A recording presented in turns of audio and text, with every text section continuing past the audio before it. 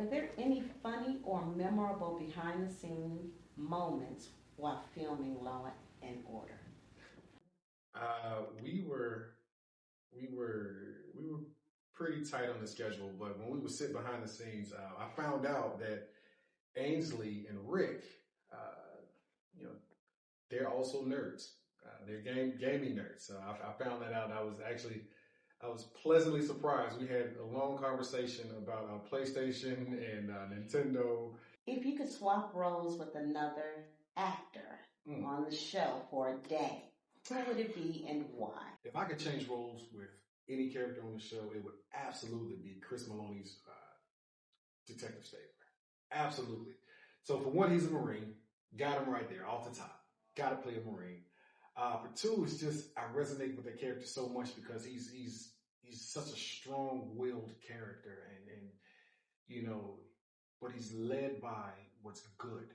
You know, the right thing to do, even if it may seem like it's outside of the blurred lines and the boundaries.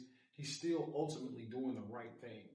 And I typically lean toward characters that are that have duality to them. You know, that are good, but you know, there's a little bit of darkness back there. You know. Did you ever accidentally slip into your character's mannerisms or accent outside of filming? I did not.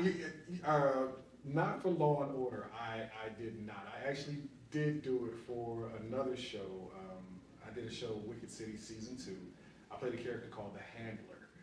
And so when I created my version of the character, I gave him a British accent, and I gave him sort of, and I tell everybody all the time, I gave him sort of Jack Sparrow, you know, sort of mannerisms. And so sometimes I would catch myself talking and having conversations. I'd be like, wait a minute, what are you doing? You know, I'd be right in there. So not for Law and Order. Law and Order, I was playing a Marine. That's easy. I'm that guy anyway. But definitely Wicked City. Definitely Wicked City. I did slip in and out of the Handler too. What's one thing fans would be surprised to learn about the filming process of Law and Order?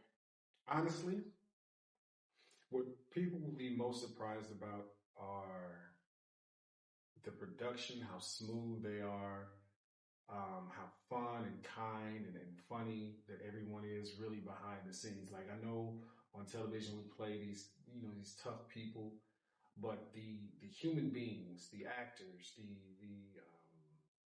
the people that make it happen are actually really, really nice people. I really enjoyed my time on Law and Order. I would love to come back into the Dick Wolf universe. I've been eyeballing FBI Dick Wolf. All right, but yeah, no.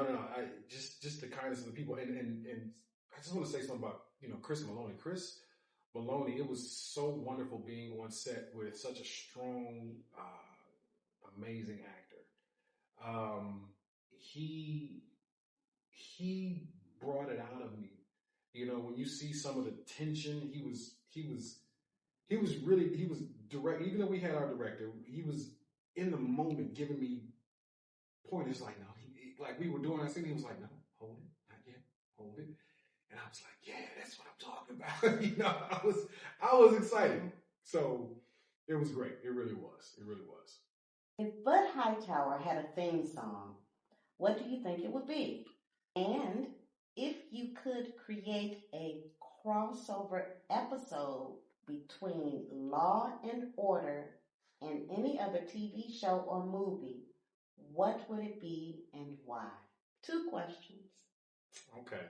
First question, if Bud Hightower had a theme song, it would 100% be Freddy's Dead. Superfly, Curtis Mayfield. In my head, when I'm walking down the street, y'all see me bopping? So that's my theme song. That's Bud's theme song. Now, if there was ever a crossover between Law and Order. Here's the thing with Law and Order and Law and Order, Organized Crime, Criminal Intent, SVU, they always do crossovers. So if I was going to do a crossover, I'd do a crossover with another. But I think what I would do is I would want to cross over FBI. Again, I bring it up again. I would love to be a part of the team of the show, FBI. So if there was a crossover there, I would love to. Because, that's all in the Dick Wolf universe, so. Goes well with that thing. Yeah, it. Did you have a favorite prop or costume from the set? Yeah. Not this. This was my favorite prop from the set. Only because these are my actual dog tags from when I was in the Marine Corps.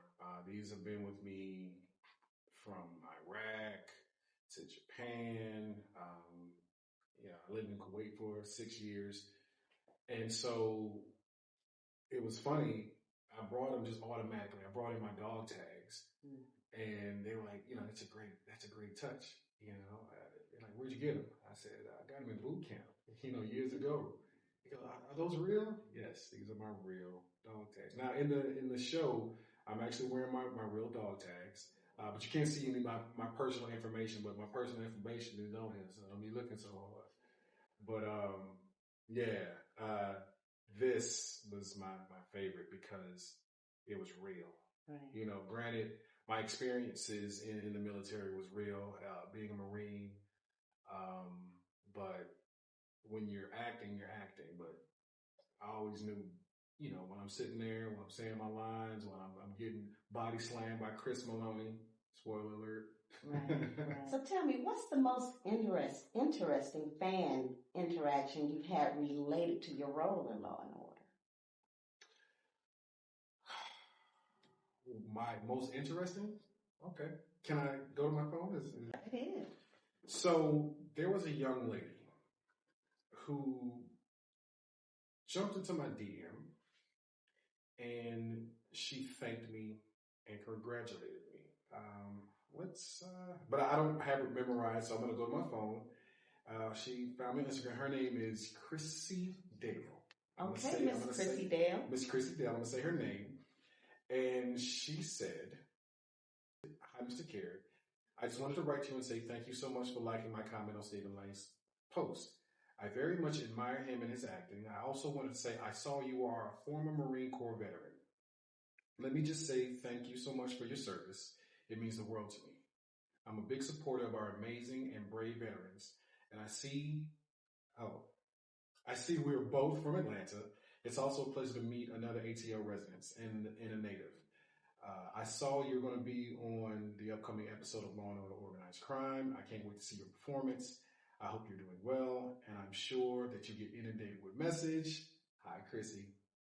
But if you happen to see mine, thank you for everything you've done for your service and your acting career, Christina Dale. If that answers your question. Awesome. So if there's anybody out there listening that knows this young lady, let her know.